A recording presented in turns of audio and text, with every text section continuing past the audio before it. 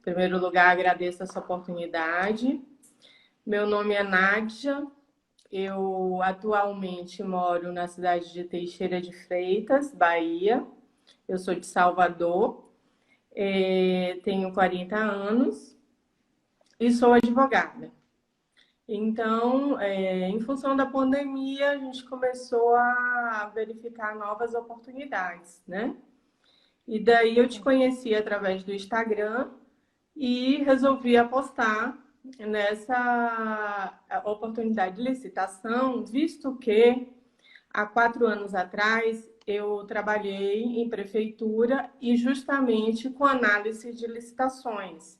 Então é Ótimo. algo que eu gosto muito, que eu, né, já tenho um pouco de experiência e daí eu queria ver isso do outro lado da mesa, né? Eu estava lá Certo. dentro agora como analista do outro lado da mesa. Só que comecei, né, adquirir o seu curso tem mais ou menos um mês e meio, então eu tiro uma parte do dia para poder fazer as aulas e essa mentoria eu tenho certeza que vai me ajudar a clarear aí muitas coisas. Excelente, excelente, Nádia. Então, seja muito bem-vinda. E novamente é um prazer aqui poder conversar um pouquinho com você. Então, sem mais delongas, aí vamos dar início para a mentoria. O que que eu posso te ajudar aqui? Então, eu mandei até algumas perguntas, né, que a Sofia pediu para eu adiantar alguma coisa. Primeira coisa, eu gostaria de saber como que uma empresa nova ela pode participar de licitação, visto que a gente tem que apresentar aqueles atestados de capacidade técnica, né? Entre outros documentos, por exemplo, balanço patrimonial, aqueles índices que aí a empresa não vai ter, né? Obviamente.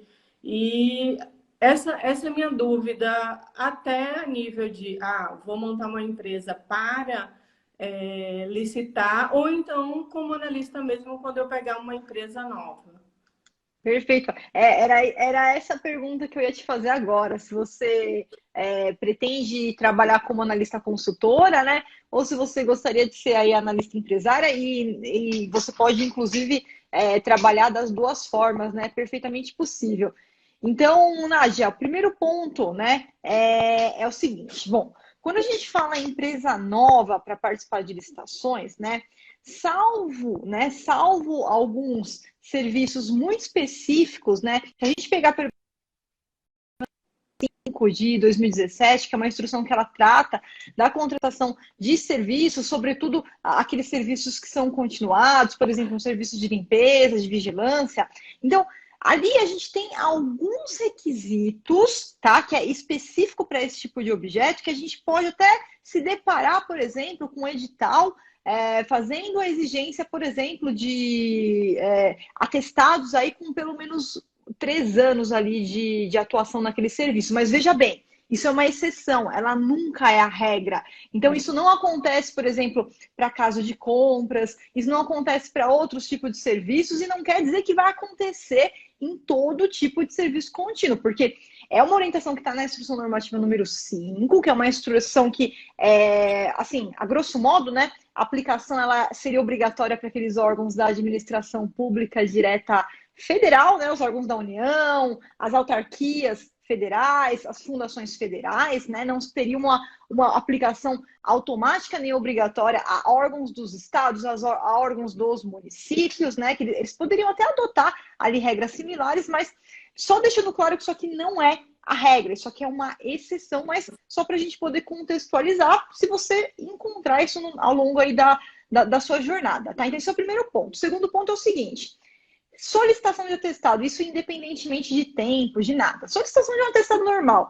Eu quero ver se a Flávia está falando que ela presta esses serviços aí de consultoria, ou então um serviço de treinamento. Eu quero ver se a Flávia já prestou esse serviço antes. Será que a Flávia já deu curso para alguém? Será que a Flávia já prestou uma consultoria para alguém? Então, o atestado, quando ele vem solicitado no edital, é para o órgão saber se aquela empresa ela já realizou anteriormente aquele serviço. Mas veja bem, Nádia, O atestado, como ele está dentro da qualificação técnica, né, um dos requisitos que a gente vai ver da empresa de habilitação, ele é um dos requisitos que pode ser dispensável. O que significa isso? A parte de qualificação técnica, né, ela é um dos requisitos que não é obrigatória a exigência.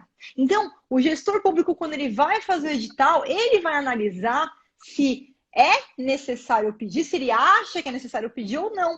Então, vou dar aqui um exemplo. Vou comprar alguma coisa, compra de produto, compras de equipamentos, compras de insumo, né? Para a Flávia, não faz o menor sentido pedir um atestado que aquela empresa já vendeu água mineral, né? Porque, na verdade, isso não traz nenhum tipo de segurança, mudar. Não, o que traz mais segurança é, de repente, a gente exigir, por exemplo, uma amostra, né? Eu quero saber se a caneta que a empresa que a Nádia vai representar é uma caneta que realmente ela vai escrever, ela não vai secar, ela vai utilizar a sua carga até o final, né?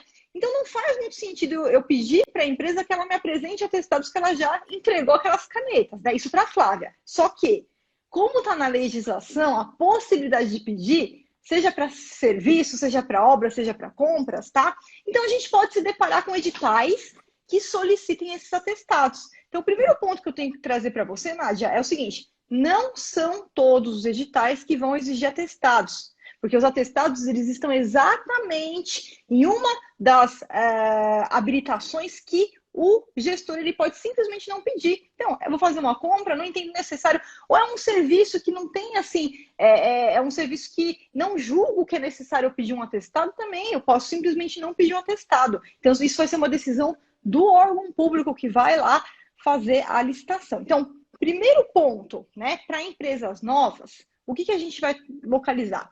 A gente vai tentar localizar os editais que não pedem atestados, tá? Então, professora, mas são todos? Não. Então, tem edital que vai pedir atestado e tem edital que não vai pedir atestado, tá?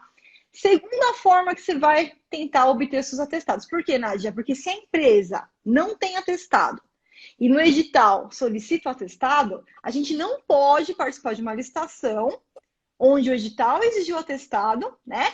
E eu não tenho atestado, porque você seria inabilitada. E a gente não pode entrar sem a documentação básica exigida no edital. Então, mas a gente tem formas de conseguir esses atestados e preparar o seu cliente para as futuras licitações, ou a sua empresa que você pretende abrir para as futuras licitações que pedem atestados. Quais são as formas? 3 formas. Primeiro, buscar editais que não pedem atestados, porque o que não pede atestado você vai poder participar, aí você vai entregar o seu produto, fornecer o seu serviço, já vai solicitar o atestado e você vai montando a sua pastinha de atestado, né? Executei o serviço, entreguei o produto, peço o atestado, vou montando minha pastinha de atestado. Segunda forma, participar de cotações, tá? As cotações, tá? Eu nunca vi uma cotação que exigiu atestado. Então, a cotação, eu sei que ainda hoje a cotação ela ainda é restrita para compras de produtos, né? A gente ainda não teve a instrução normativa aí da dispensa eletrônica que iria ampliar para serviços também, mas também é uma outra oportunidade que a gente consegue participar e que não vai pedir atestados, e aí você vai coletando seus atestados na medida que você vai ganhando esses contratos, né?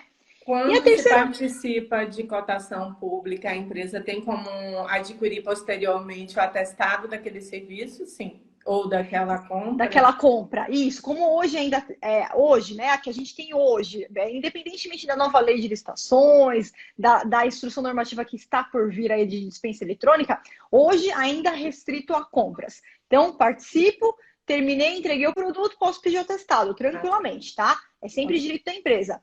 Mas a forma mais comum e que todo mundo faz, Nádia, é começar a fornecer o seu produto ou o seu serviço para iniciativa privada. Por que para iniciativa privada? Porque o atestado, quando o edital exige atestado, esse atestado ele pode ser emitido tanto por órgão, né, público quanto empresa privada. Não tem diferença. Então, eu venho aqui vendo como um empresário normal. Estou vendendo água mineral, vou vender água mineral aqui para uma empresa que tem aqui do lado, tá? Terminei, entreguei a água, me dá o atestado. Prestei um serviço aqui, ó, prestei a consultoria aqui para uma empresa aqui do lado, uma empresa privada. Terminei de prestar, peço atestado, ele me dá o atestado. Então, a gente vai montando uma pastinha de atestados, mesmo que seus clientes sejam empresas privadas. Por quê? Porque daí, esses são os atestados que você vai utilizar nos editais que pedem atestados. Entendi. Perfeito. Essa é a primeira forma.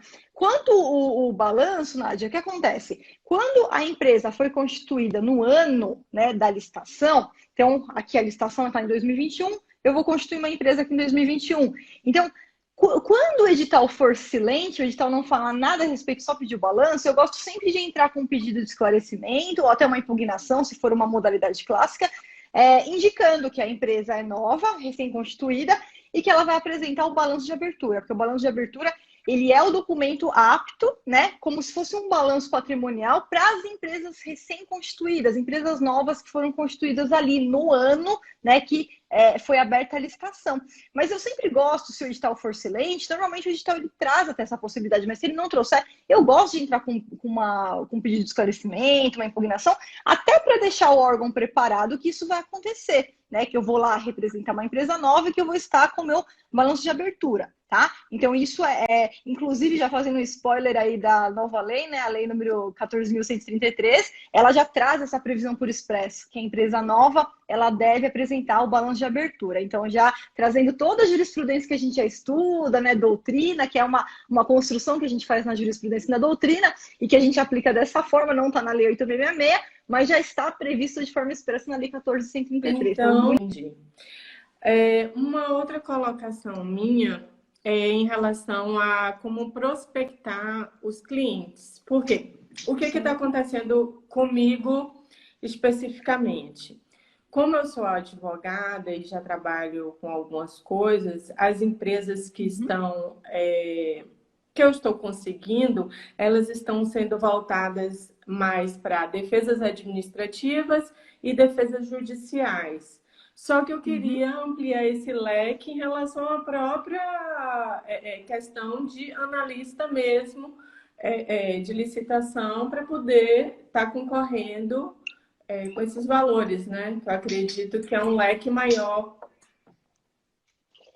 Certo. Aí eu queria uma dica, assim, como chegar a essas empresas. Como analista, eu sei que eu posso bater, digamos, na porta da empresa para poder conversar sobre. Como advogada, já não, né? Que a própria OAB não permite. Certo, perfeito. Então, bom, Nádia, então é o seguinte, quando você vai prestar os seus serviços como analista de licitação, é importante a gente fazer essa diferença, até para o pessoal que está assistindo não ter dúvida, né? O analista de licitação, ele não precisa ser advogado, tá? Mas tem muitos advogados que são meus alunos e que também querem se tornar analista de licitação e que trabalham como analistas de licitações, tá?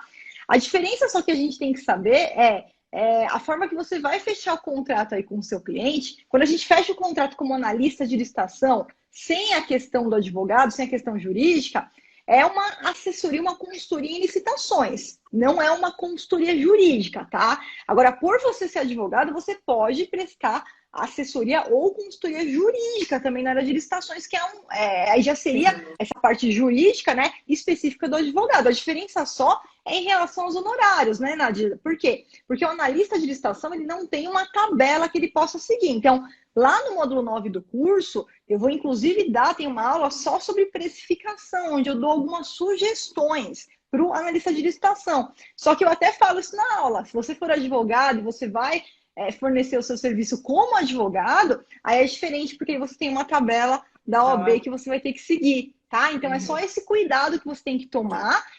Nada impede que você ofereça o seu serviço como analista de licitação, independentemente da questão de advogado, porque você não precisa ser advogado para participar das licitações, para fazer a representação ali do seu cliente, para entrar com as medidas ali administrativas. Ah, não, mas o meu cliente, ele também quer a parte de ação judicial. Opa, é outra coisa. Aí ele quer te contratar também como advogada, é uma coisa à parte, e ele vai pagar os seus honorários da forma que você cobra aí, seguindo a tabela da OAB e tudo mais, né? Agora, qual que é a dica que eu dou, Nadina? Para você não bater a cabeça na parede, lá no módulo 9 do curso, a gente fez aulas específicas sobre prospecção e de formas de abordagens do cliente. Exatamente porque, de repente, para você não ficar aí, vou bater na porta do cliente, e com técnicas que muitas vezes não vão te trazer muito resultado. Então, lá a gente trouxe umas linhas que você vai seguir, inclusive com cartas de apresentação, com modelos de apresentação, com sugestões ali de apresentação, de propostas e tudo mais, para que você já ir direto no ponto, porque são práticas validadas, que a gente, inclusive, validou não somente aqui na Viana, com os nossos clientes, mas também junto com os nossos alunos, tá? Eu não sei quando que você entrou aqui no curso, talvez você não tenha entrado ainda no último desafio que a gente fez.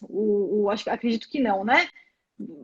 Você falou que entrou há 1 mês e meio, não. Então, logo a gente vai abrir, tá? O próximo grupo de desafio. Inclusive, a gente até ia abrir agora no mês de abril, mas por conta da nova lei, como tem agora o bônus de atualização da nova lei, a gente preferiu primeiro proceder a esse bônus, então trazer aí os esforços esse mês aqui de abril para já trazer os bônus das novas aulas, aí vai entrar também para você, quem está fazendo o curso vai receber as atualizações das aulas da nova Lei 14.133, então só por esse motivo que a gente não abriu agora o desafio, mas provavelmente a gente já vai passar aí para o próximo mês, a gente vai fazer a abertura, tá?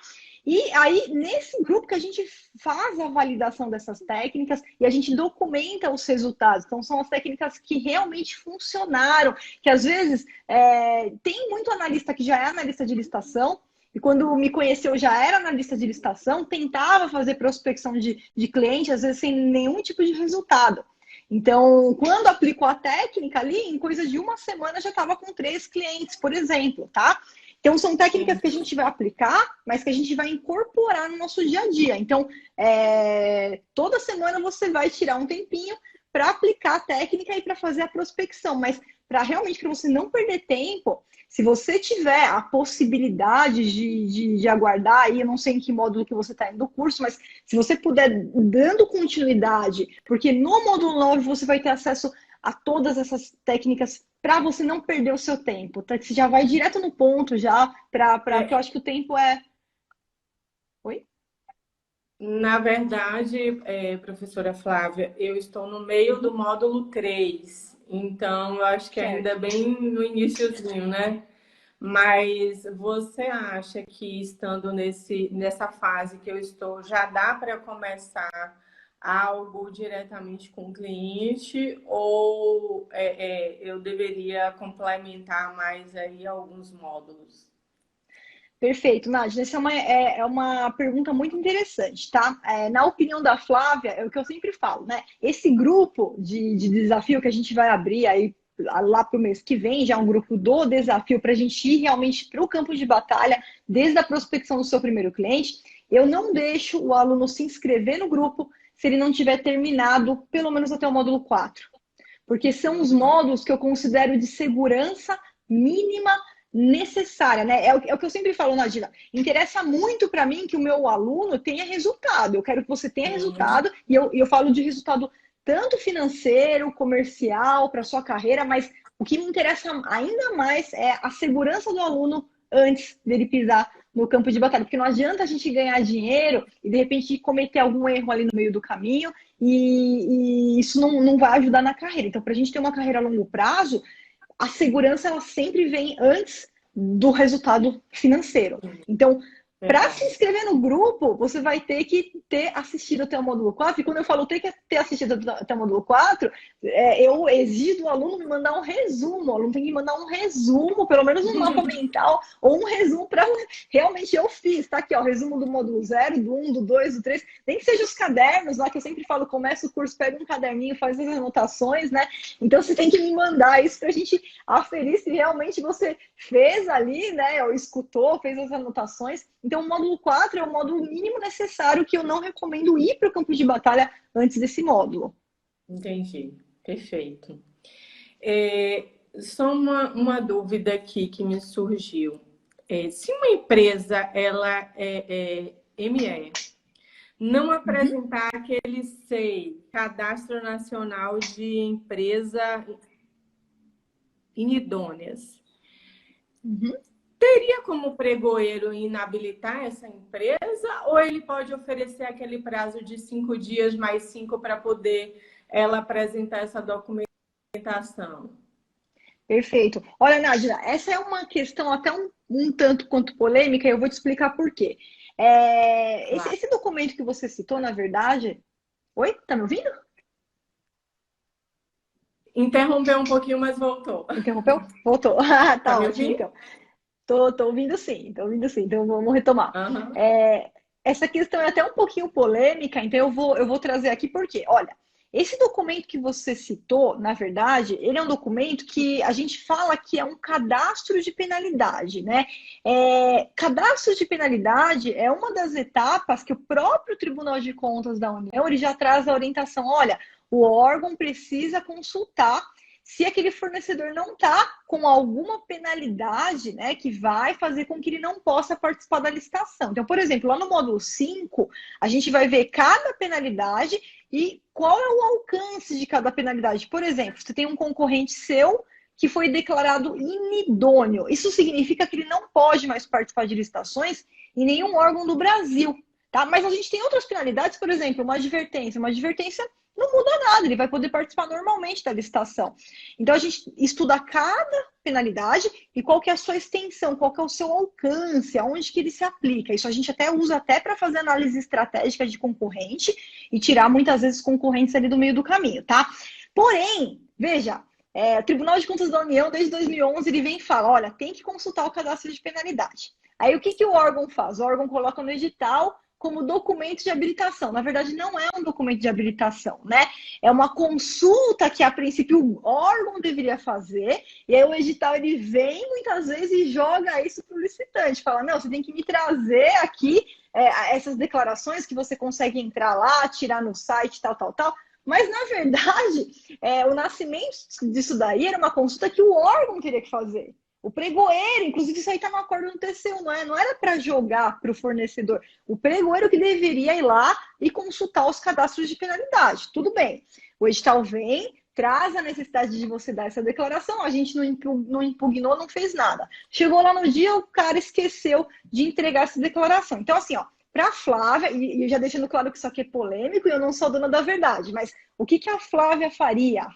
Se a Flávia estivesse ali no lugar do pregoeiro, no lugar da comissão de licitação, não consideraria, né, isso aí como um documento de habilitação, apesar do edital. Opa, acho que voltou. O edital muitas vezes trazer essa questão que vai ser aferido como documento de Sim, habilitação, né, como critério. Na habilitação. verdade, o Tribunal de Contas da União ele manda você aferir pelo menos na fase de habilitação, mas não que isso seria um documento de habilitação, porque não é um documento de habilitação, seria mais uma condição de participação, né? Então, nesse entendimento, por não ser um documento de habilitação, eu, Flávia, como pregoeiro, eu não teria problema nenhum em o listante chegou lá e ele não tem esse documento, eu mesma consultar e emitir, porque a gente consegue fazer essa emissão pela própria internet, no site emissor.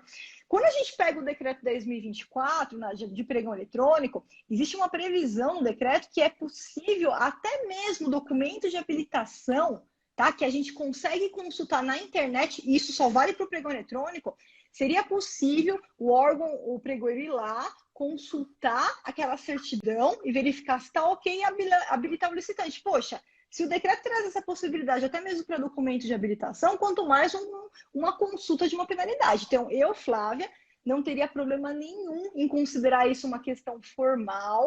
Eu mesma ia entrar nos sites dos órgãos emissores dessas declarações e ia emitir, a consultar o cadastro de penalidade, estando tudo ok, coloca no processo e acabou aí. Tá? Então, Mesmo isso no pregão presencial?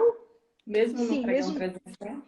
mesmo um pregão presencial, por quê? Porque não é documento de habilitação.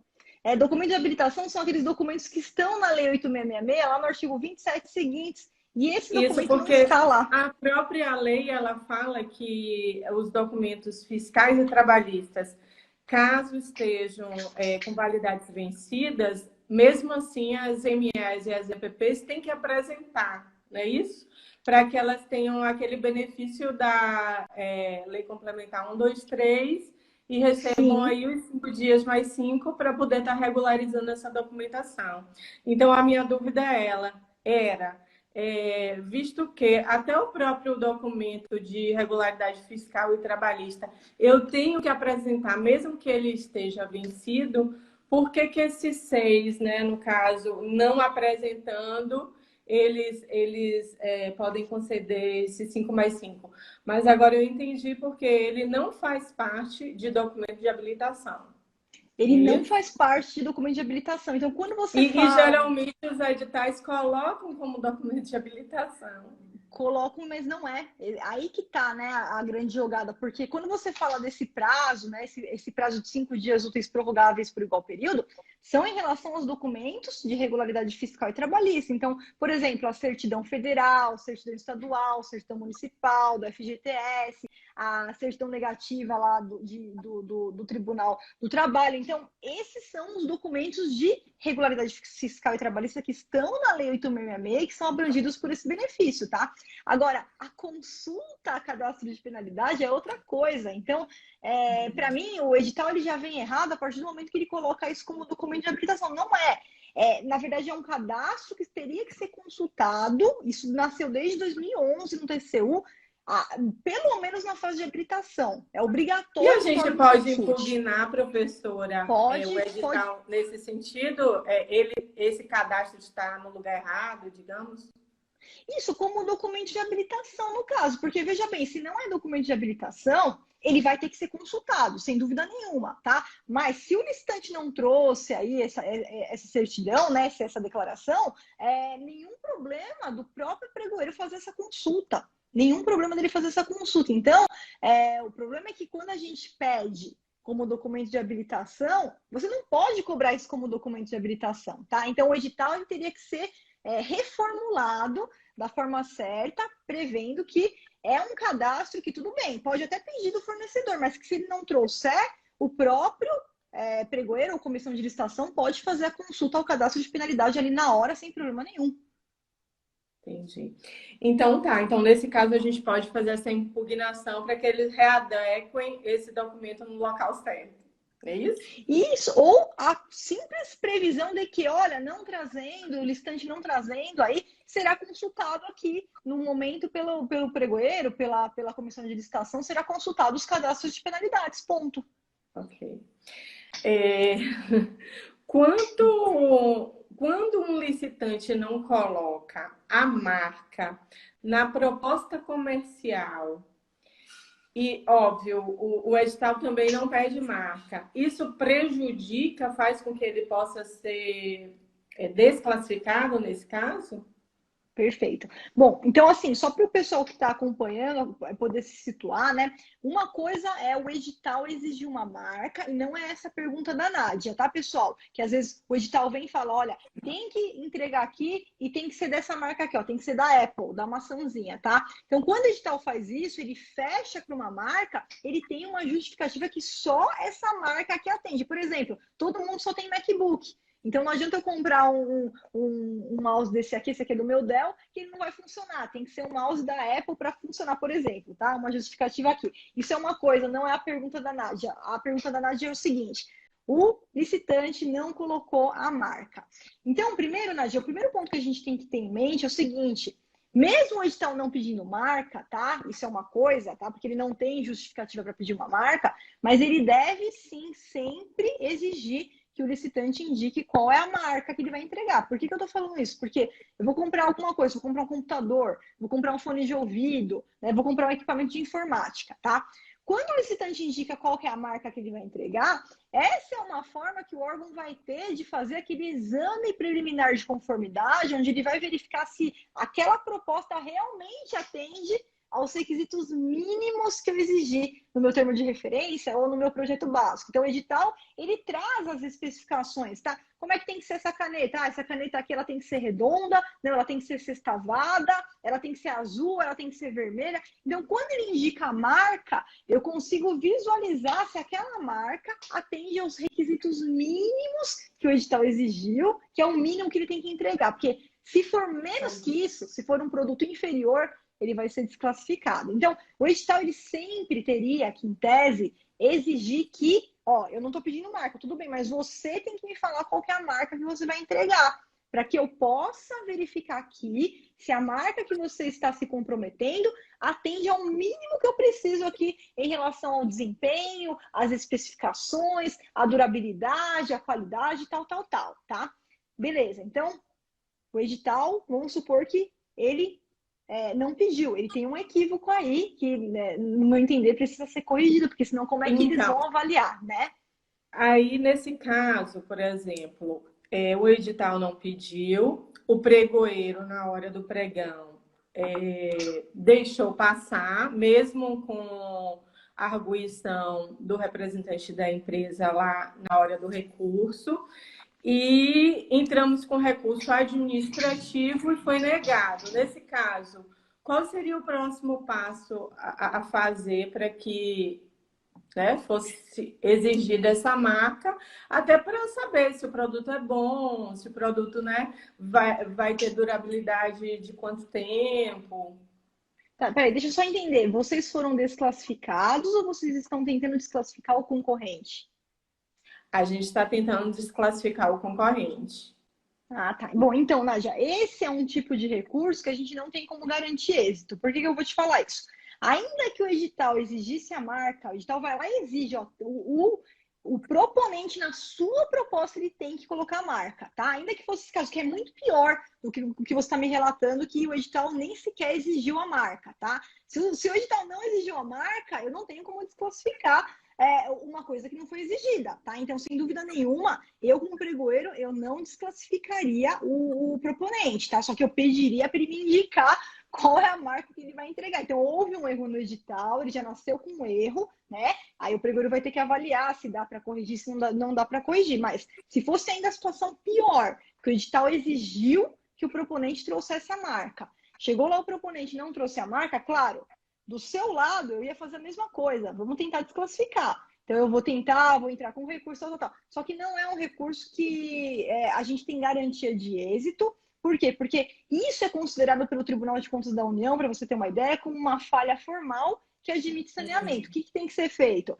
No momento que abriu lá, se é uma licitação presencial, é fácil, porque está todo mundo ali cara a cara, frente a frente. Se é uma licitação eletrônica, tem que esperar terminar a etapa de lances, porque aí vai abrir a quem participou, vai abrir o chat bilateral, indica, pede para o proponente falar qual é a marca que você vai entregar. Aí ele vai indicar, a gente vai incluir essa informação. Então, isso é considerado uma falha formal que admite correção. Por isso que daqui para frente, ainda mais se o edital não exigiu isso daí, eu não tenho como falar para você, Nádia, vai entrar com uma denúncia porque você estaria perdendo tempo, tá? As chances de êxito, elas são irrisórias mesmo nesse caso. Uhum, entendi. São bem Perfeito. pequenas, tá? Agora, se fosse em São Paulo, Nádia, aí é um pouquinho diferente, tá? Mas aí o edital teria que ter exigido. Quando você fala para mim que o edital não exigiu, aí a nossa defesa ela cai por terra, porque se ele não exigiu, como é que eu vou pedir para desclassificar se nem o próprio edital não tinha exigido, né? Agora, se você tivesse em São Paulo e o edital tivesse exigido, aí a gente conseguiria desclassificar esse proponente sem dúvida nenhuma, porque o Tribunal de Contas de São Paulo, eu acredito que ele ainda é um dos únicos que tem aí esse entendimento mais fechado. O Tribunal de São Paulo ele é bem fechado, assim, o entendimento dele é bem clássico, assim, digamos, mais agressivo, né? Ele entende que se não trouxe a marca, tem que desclassificar e pronto, que não é um erro formal, que seria um erro Formal. material. Mas é específico aqui para o Tribunal de Contas do Estado de São Paulo. Pregão ARP, né? Como que a gente tem acesso ao valor estimado desse pregão? Porque ele não vem no pregão, não é isso? A gente teria que sempre estar pedindo vistas ao processo? Perfeito, ó. Porque assim, o pregão, né, por ser acho que você se referiu ao sistema de registro de preço, né? O sistema de registro de Isso. preço, ele pode ser tanto por pregão quanto por concorrência, tá? O que acontece é o seguinte, Nádia, quando a gente fala de uma concorrência, de uma tomada de preço de um convite, esse valor estimado ele sempre vai estar no edital, sempre é obrigatório, tá? Agora o pregão, o que vai mudar? Quando é pregão presencial, o edital ele pode trazer esse valor ou ele pode não trazer. Se for pregão presencial que não trouxe esse valor, tem que pedir vista aos autos do processo com o modelinho lá do módulo 2. Tem que pedir, que é lá que você vai encontrar. Agora, se for pregão eletrônico e esse valor estimado não estiver no edital, significa que ele é sigiloso. E aí você não vai conseguir vistas antes de terminar a etapa de competitiva de lances. Então, só essa que é a diferença. Entendi. Porque o decreto 2024 traz essa novidade, né? De ser, se não tiver no edital, é porque é sigiloso. E aí ninguém realmente tem acesso. Só os órgãos de controle, Tribunal de Contas, né? A gente só vai ter acesso depois que terminar a etapa competitiva mesmo, no pregão eletrônico. Entendi. Acho que nosso tempo está acabando, mas dá tempo de eu fazer a última perguntinha. Claro, com certeza, com certeza. Então, essas oportunidades de licitação que eu verifiquei nas suas aulas, acredito que no módulo 2, para a gente estar verificando aquelas oportunidades que nos interessam para estar apresentando às empresas, a gente consegue fazer isso mesmo sem ter nenhum cliente ainda, ou tem que ter para ter aquele login e senha? Excelente. Não, você já consegue fazer essa análise de editais, de oportunidades, buscar os editais, mesmo sem você ter cliente. Por quê? Porque existe uma forma de você buscar essas oportunidades, tanto dos editais de licitação quanto das cotações, como um cidadão. Né? Não precisa ter acesso. Então, tanto o Comprasnet quanto o Banco do Brasil, eles são abertos para isso, você consegue ir lá, consegue prospectar. No módulo 3 do curso, quando você chegar na parte prática, Nádia, eu não sei se você está na parte ainda das aulas, mas Não, a gente vai ter a prática tela a tela. Então, logo no comecinho ali, eu vou te ensinar como é que você faz a consulta, como é que você faz a prospecção dessas oportunidades, tá? No módulo 6, a gente tem também a possibilidade de fazer a prospecção das cotações eletrônicas, e tudo isso você já pode fazer de forma imediata, mesmo que você ainda não tenha nenhum tipo de cliente, porque senão você faz como cidadão. Independentemente de você ter um login e senha de acesso cadastrado, tem uma aba que a gente vai lá em consultas, e aí você pode procurar avisos de licitação do dia, você pode procurar licitações por nicho de mercado, por exemplo, um produto, um serviço, você seleciona como se fosse a mercadoria ali que você quer buscar, isso tanto no Comprasnet quanto no Banco do Brasil, e das cotações também, você vai lá em consultas, cotações eletrônicas, e todos os dias aquelas cotações elas são atualizadas e você vai ter acesso ali todo dia a novas oportunidades. Então, você já pode fazer isso independentemente de cliente. Só para entendi. estudando, né? O mercado, analisando. Uhum, perfeitamente, entendi. Quero te agradecer pela sua disponibilidade, né, em estar esclarecendo essas dúvidas. Com certeza, dá um fôlego para a gente, estimula, né, os alunos, inclusive aqueles que estão fazendo parte aí também da mentoria, porque acredito que às vezes a minha dúvida é de um outro colega, né? Com E isso certeza. ajuda muito, muito mesmo. Muito obrigada pela sua disponibilidade, pela sua gentileza e pelo seu carinho para conosco. Eu que tenho que agradecer. Eu sempre falo que eu tenho os alunos mais maravilhosos do mundo aí em todos os sentidos, né? E no sentido do comprometimento, tá? Porque eu não estaria aqui se não fosse aí o comprometimento de vocês em buscar, em alcançar essas melhorias, em praticar, né, em ir atrás dos resultados. Então, eu fico muito feliz de poder ajudar um pouquinho aí nessa trajetória de sucesso para que você consiga alcançar os Amém. resultados que você se propôs a alcançar desde que você entrou aí para o nosso método, Nádia. Eu quero acompanhar aí as suas conquistas logo, logo tenho certeza que você vai ter várias conquistas aí para me contar e eu quero comemorá-las aí junto com você. Amém. Então, eu que Oh, com agradeço. certeza. Obrigada. Então, eu que tenho que agradecer, tá? Um prazer aqui. A mentoria foi muito proveitosa, gostei muito das perguntas. Tenho certeza que muitos alunos aí aproveitaram para esclarecer aí essas dúvidas aí. Então, realmente, as perguntas muito bem elaboradas. E fica de olho Obrigada. aí, Nádia, que logo, logo a gente vai abrir o grupo do desafio. Então, não para não, continua a programação, vai fazendo as aulas, que aí quando a gente abrir o grupo do desafio, A gente já vai para dar o tiro certo. Inclusive, deu até um baque, né? Porque com a nova lei, que, né, foi publicada dia 1º do 4, eu achei que, nossa, e agora? O curso bem no comecinho, eu falei, não, mas eu sei que tem aquele prazo, né, para adaptação e tal. E como Exatamente. você falou na sua live, são 2 anos aí, né? Para a gente também ter tempo para estudar para a nova lei, né? Com certeza, né? Porque apesar de ter aí já alguns professores que estão discutindo, eles estão se dividindo, tem gente que fala que já pode aplicar. Eu estou no grupo que entende que ainda não pode aplicar, porque precisa do portal nacional de contratações, ele é Uhum. necessário para colocar os editais lá, para colocar os contratos. Então, eu sigo a linha que vai ter que esperar esse portal sair para começar a aplicar a lei. Então, a gente tem aí, pelo menos, tá, o portal, pelo que o pessoal do Comprasnet tem falado aí nos encontros, é que estaria disponível talvez a partir de agosto, talvez. Então a gente tem aí esse tempo que dificilmente alguém vai conseguir aplicar uma licitação em nova lei, pode até ter ali uma contratação direta com base na nova lei, porque os valores são mais dilatados, tudo mais, mas a licitação mesma, eu não vejo como agora os órgãos saírem aplicando, porque a gente não tem nada, a gente não tem o portal, a gente não tem as minutas digitais padronizadas para isso, né? Então, o estudo, né, a capacitação dos servidores que vão fazer licitação, então tudo, né, desde a etapa do planejamento, tudo vai ter que ser adequado agora. Então, esse prazo de 2 anos, Continua o pregão presencial na nova lei, professora? Continua o pregão ele não é presencial dividido.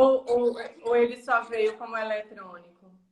Ele não veio dividido assim, né? Pregão presencial eletrônico. Ele veio assim, modalidade: concorrência, pregão, Ah, diálogo competitivo, concurso e leilão. Só que aí, qual que é a previsão que a gente tem? Olha, as modalidades elas vão ter que ser eletrônicas. Só poderá ser presencial com uma justificativa. Então, daqui a gente tira o entendimento que pode ter uma concorrência eletrônica e pode ter uma concorrência presencial. Pode ter um pregão eletrônico e pode ter um pregão presencial, mas a regra vai ser sempre o eletrônico. Se for presencial, vai ter que ter justificativa para isso e mais, vai ter que gravar áudio e vídeo da sessão, vai ter que ser tudo gravado se for fazer. Então, uhum. acredito que fique até mais difícil, né? A gente conseguir fazer, gravar, disponibilizar o vídeo e o áudio, colocar nos autos do processo, vai ficar mais fácil fazer eletrônico e presencial, Mas as né? prefeituras menores ainda têm muita resistência ao pregão eletrônico.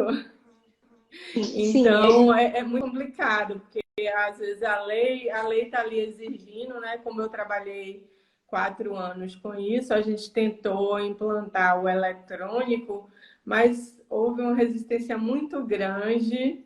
A gente também sabe quais são as motivações por trás disso, né? Mas, infelizmente, não conseguimos implantar o eletrônico, né? mas você sabe, viu, Nádia, que exceto ali a própria Lei 14.133, ela traz a previsão que municípios com uma quantidade muito pequena ali de habitantes, né, se eu não me engano, 20 mil habitantes, ela vai ter ali 6 anos para se adaptar para alguns requisitos ali da nova lei, vão ter um prazo ainda maior. Mas desde que surgiu o decreto 10.024, em 2019, ele veio com a previsão de todo mundo que recebe recurso, né, federal ter que se adequar, né, nesses recursos federais ao pregão eletrônico. Então, a gente teve uma movimentação enorme daqueles municípios que não sabiam fazer, eles tiveram que se virar nos 30. E logo na sequência, quando veio esse negócio da pandemia, que não podia mais fazer o presencial, que estava todo mundo no isolamento, nossa senhora, aí o Comprazante ele foi bombardeado lá de pedidos de municípios para aderir, para começar a fazer o eletrônico, porque não podia fazer o presencial, né? Então, teve uma mudança, isso foi até muito positivo, porque muitos municípios que estavam de fora, eles tiveram que entrar, né? E agora isso não tem mais volta, né? Agora com a nova lei, Infelizmente, na minha cidade ainda não aconteceu isso. ainda não aconteceu, né? Mas agora Não. vai ter que se adequar, agora eles vão ter que se Agora adequar. vai ter que se adequar, ainda mais com a nova lei. Acredito que agora não tem como retroagir, né? Não tem como, vai ter que, mesmo quem tem a aversão à tecnologia, vai ter que se adequar, vai ter que já começar a fazer a capacitação aí dos pregoeiros e ir para o mundo online também. É verdade, é verdade. Então, Nádia, queria agradecer, ó, entre a gente ser derrubado aqui pelo Instagram, e quero agradecer novamente, aí um prazer enorme falar com você e também agradecer todos os alunos aí. Eu vi que a gente está com um time aqui dos Tubarões aqui em peso, tá? O pessoal aí escrevendo, muitos alunos aí já dando uma boa noite para todos os alunos que estão acompanhando e quem não é aluno também, muito bem-vindo, boa noite e muito obrigada por acompanhar aí a nossa mentoria. E mais uma vez, Nádia, muito obrigada, um prazer enorme falar com você. Obrigada a você, professora. Tenha uma boa noite. Muito obrigada por tudo, tá bom? Sucesso na sua trajetória. Eu que agradeço, muito sucesso para nós, Nádia. É isso aí, a gente vai se falando, Obrigada. viu? Tá Até bom, muito mais, então. obrigada. Tchau, Tchau, tchau. obrigada. Boa noite Tchau. a todos. Boa Tchau. noite.